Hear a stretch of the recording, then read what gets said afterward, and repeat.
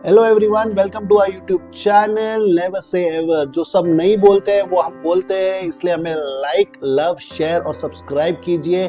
आज हम रिव्यू कर रहे हैं द ओवरऑल द टट्टी show of Indian reality, the manufactured reality, the biggest show, the टट्टी show, the Bigg Boss show season 18 को हम रिव्यू करते हैं। और अब मैं आज बताऊंगा क्यों मैं इसे टट्टी शो कहता हूँ, क्योंकि क्या हो रहा है ये शो में, क्या क्या करने की कोशिश किया जा रहा है। किसी का बोलते ना पर्सनैलिटी कोई रिवाइव करने की कोशिश करे, कईयों को चीज थोपने की कोशिश किया जा रहा है, कईयों को बेचने की कोशिश किया जा रहा है। अरे यार, ये रियलिटी शो है यार, पूरी वोक ऑडियंस है।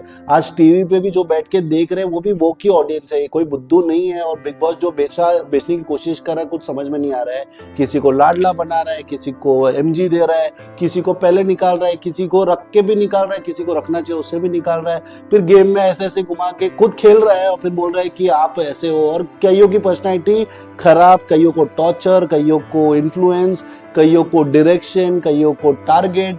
ऐसा रियलिटी शो तो हम नहीं देना चाहते हैं। हम क्या चाहते हैं कि ऑर्गेनाइजेशन एक ऑर्गेनाइज करे, ये नहीं कि ऑर्गेनाइज खुद खेले और फिर बोले ये आपका विनर है, आपने इसी को प्यार दिया है। ऐसा नहीं होता है भाई।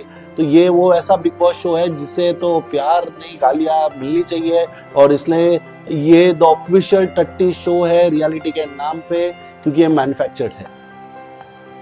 अब हम उस कंटेस्टेंट के बारे में बात करना चाहते हैं जिसका नाम है दिग्विजय राठी। जिसके नाम में विजय है, वो जीत ही कैसा सकता है, ये मुझे अब पता चला या पहली बार पता चला। अब दिग्विजय राठी एक स्प्लिट्सविला फेम बोल दीजिए या रोडीज का फेम बोल दीजिए, और एक उसके साथ एक बैक स्टोरी ये है कि वो कोई शो मतलब जीता नहीं है।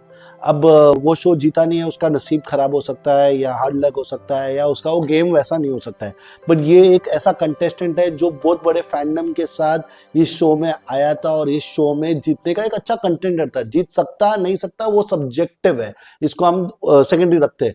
बट ये बोलते हैं ना, इसने आके पहले बोलते हैं ना कुछ गलतियां की, जो गलतियां मुझे लगती है कि गलतियां तो नहीं है, बट यार गलतियां तो कहनी पड़ेगी क्योंकि ये शो से बाहर हो चुका है। अब ये कैसे क्या हो चुका है ये सब पे अपन डिस्कस करेंगे। इसने पहले शो का लाडला को चैलेंज किया, खुद ये जनता का लाडला बन के आया और ये शो में अपना गेम बिठाने लगा। अब ये शो में इसके कुछ दोस्त थे, कुछ लोगों को जानना चाहता था, कुछ लोगों को पहचानना चाहता था और कुछ लोगों पे उसने परसेप्शन बना के आया है यार।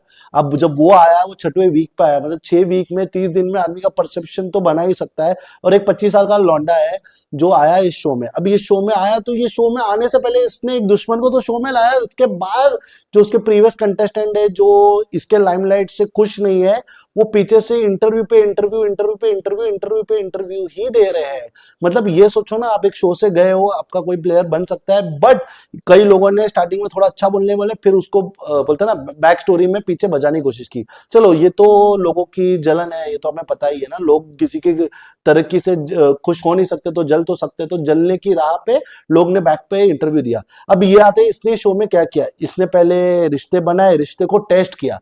अब टेस्ट किया और कुछ रिश्ते वो इसलिए लेके आया क्योंकि उसकी मम्मी ने बोला यार ये उसे अच्छी लगती है। तो यार माँ के बाप, मम्मी के बारे में मम्मी का कौन नहीं सुनता, मम्मी ये शो को देखती होगी, तो मम्मी के पसंद के हिसाब से उसने आया, श्रुतिका से दोस्ती की। अब श्रुतिका से दोस्ती की, रजत को जानता था तो रजत से भी दोस्ती की। अब ये सीन हुआ कि रजत की बाहर एक पर्सनैलिटी बहुत खराब है, मतलब वो उसकी पर्सनैलिटी जो उसके वीडियो से झलकती है वो वही है। वो तो इस शो में अपना बोलता है नामकरण, image change over, perception change over, personality makeover. Big boss तो अभी यही हुआ है ना, जो हम पहले बोलते थे ना पागल को पागल खाने, और जो धूम्रपान करते हैं या गलत काम करते हैं उसको कोई चिल्लर कोटी या किधर तो डालते थे, राइट। अब बिग बॉस वो शो हो गया जहां 90 दिन में आप आदमी को ट्रांसफॉर्म कर सकते हो, गंदे को अच्छा और अच्छे को बहुत अच्छा, बोलते हैं ना सीधा महात्मा नहीं सीधा पॉलिटिशियन बनाने वाली कैपेसिटी पे आए हैं। अब दिग्विजय शो पे आया, दिग्विजय ने शो में पहले अपने रिश्ते रजत से बनाए, रजत के लिए वो खेला। फिर भी आज तक ये हुआ किया जा रहा है कि रजत ने उसको टाइम गॉड बनाया, बट जब रजत टाइम गॉड बना तो उसने भी तो उसको वो किया था। चलो वो भी चलो छोड़ ही देते हैं। दिग्विजय ने और क्या किया, दिग्विजय ने रिश्ते बनाए, दिग्विजय ने उसको बोला कि जो तेरी बाहर की पर्सनैलिटी है तू वो तो ना कंटिन्यू करना चाहता है। ये इस पे कई बार डिस्कशन उसने की और उसके बाद उसको लगा ये चेंज नहीं हो सकता, तो उसने रजत का हाथ छोड़ा। अब रजत का हाथ छोड़ा तो रजत के फैंडम ने भी उसको डैमेज करने की कोशिश की।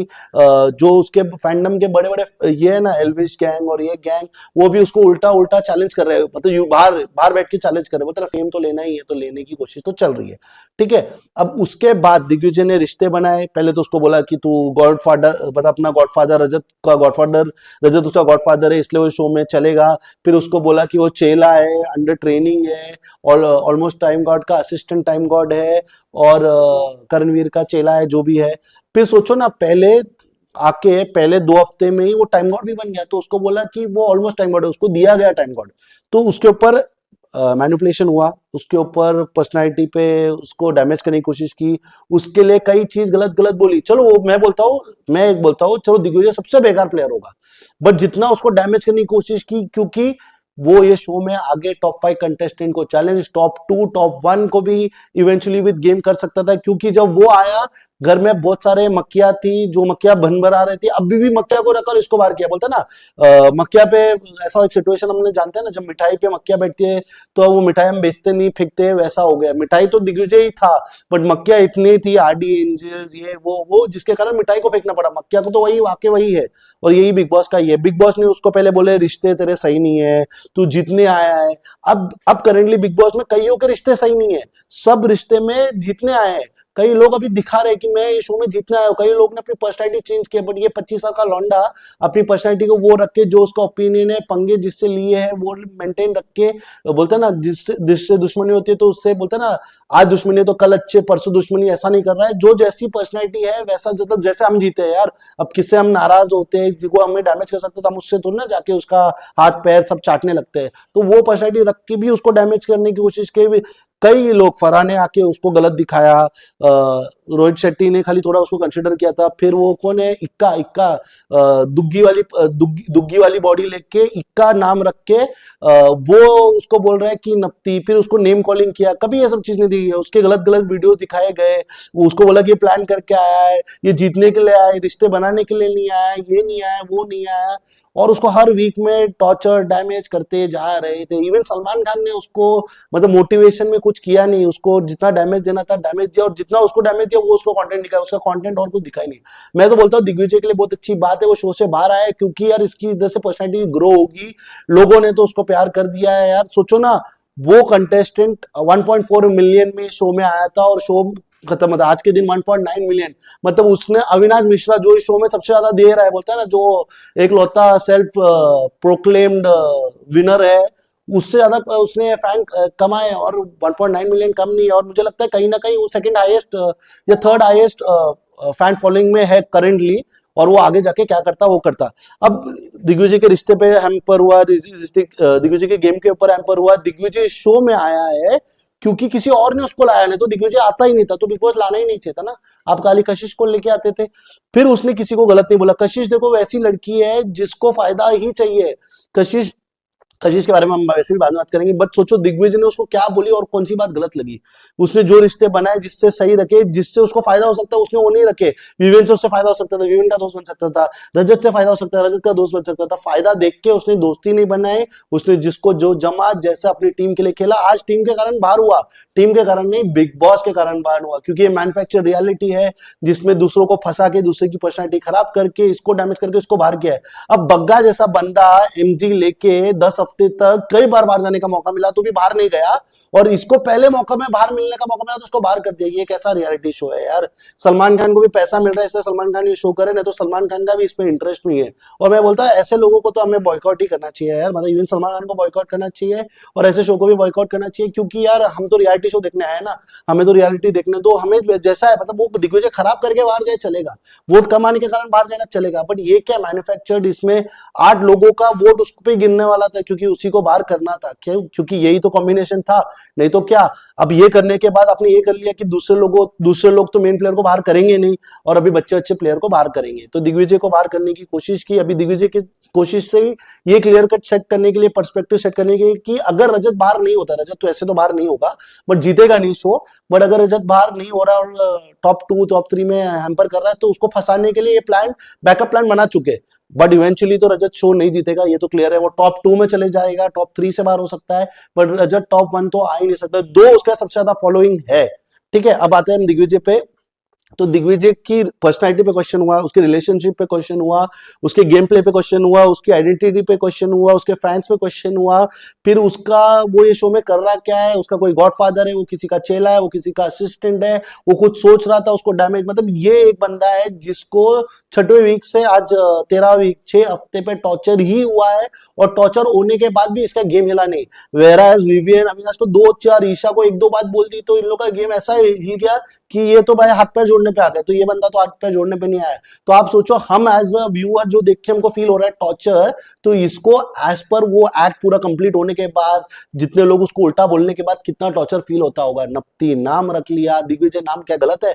किसी को अभी सलमान खान को हम क्या कर बुलाए यार, हिरन किलर, नहीं उसको अच्छा लगेगा ना, तो उसका नाम दिग्विजय होके भी उसको नप्ती कई बार के गेस्ट ने भी बोला, लोगों ने भी बोला, और name calling is actually kind of a torture, but वो टॉर्चर को किसी ने भी कंसिडर नहीं किया, और इसने वो नहीं किया। अगर यही चीज वो किसी लड़की को बोलता, तो कोई गलत नाम से लड़की को बोलता, तो ये बोलता नेशनल मुद्दा होता। बट ठीक है, दिग्विजय को फंसा के गेम से बाहर करने का प्लान बिग बॉस का सक्सेसफुल हुआ, और फिर उसको 2-3 दिन तक बाहर इसलिए नहीं किया, उसको रखा क्योंकि वो अपने वीकेंड के बारे में भी उससे प्रोमो, मतलब जितने भी वो बाइट्स ले ले, ये ले ले, और ऑडियंस शांत होने तक, क्योंकि उसको इसलिए रखा गया क्योंकि ऑडियंस जब तक शांत हो जाएंगे तब तक बॉयकॉट, बिग बॉस, वो सब मतलब लोग भूल जाते हैं ना। लोग आज एंगर होते हैं, आज से कल एंगर होते हैं, 24-30 घंटे में 50% ऑफ द लोग अपना गुस्सा भूल जाते हैं और अपनी जिंदगी में वापस लौट जाते हैं।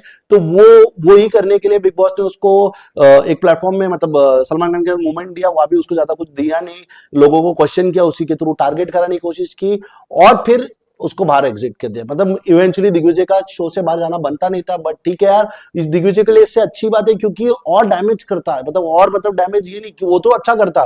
तो सोचो ना, दिग्विजय एक फुद्दू कंटेस्टेंट है, मेरे को मैं बोलता हूँ दिग्विजय फुद्दू कंटेस्टेंट है, बकवास कंटेस्टेंट है। ये जो स्प्लिट्सविला के एक्स कंटेस्टेंट्स और जो भी है, जो बोल रहे हैं उसके बारे में नेगेटिव नेगेटिव नेगेटिव इंटरव्यूज दे रहे हैं, तो वो इंटरव्यूज में आ ही नहीं पा रहे दिग्विजय का बोल के, वो इंटरव्यूज पे आ पा रहे, बोलने के बाद वो बोल रहे कि ये फेक पर्सनैलिटी है। बट तुम सोचो, इसका बुरा कुछ आया ही नहीं, ये किसी, मतलब ये बिचिंग कर रहा है तो बिचिंग दिखा नहीं, फिर जो इसका गेम प्ले में था, जो उसका था, वो वही कर रहा था। मतलब नेगेटिव इतनी बोलने की कोशिश करने के बाद भी इसकी नेगेटिविटी आई नहीं, जैसे कईयों को की बोलते ना ईशा, इविल ईशा, चुगली गैंग, ऐसा है, तो दिग्विजय का ऐसा नेम टैग आया ही नहीं। फैन फॉलोइंग को छोड़ो, ऐसी पर्सनैलिटी होगी तो ऐसी आनी भी चाहिए, राइट? तो वो भी तो आया नहीं।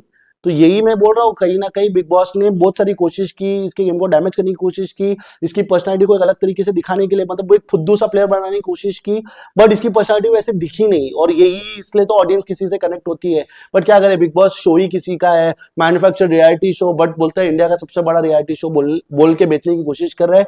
बट ये आपके आई बॉल्स आपसे 29 रुपीज सिनेमा में, जियो सिनेमा में, इसमें उसमें लेके कमाने की कोशिश कर रहे हैं। आपको बोल रहे हैं 1000 बार वोट करो, आप किसी को वोट मत करो, क्योंकि आप वोट करके क्या फायदा है यार? जो होना है वही होना है, जिसको जिताना है वही जिताना है, और जो जिससे उनको फायदा होना है वो ही वो करना चाहते हैं।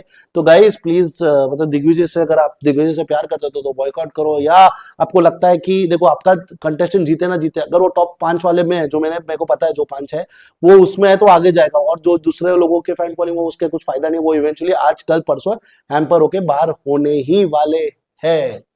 बस यही था।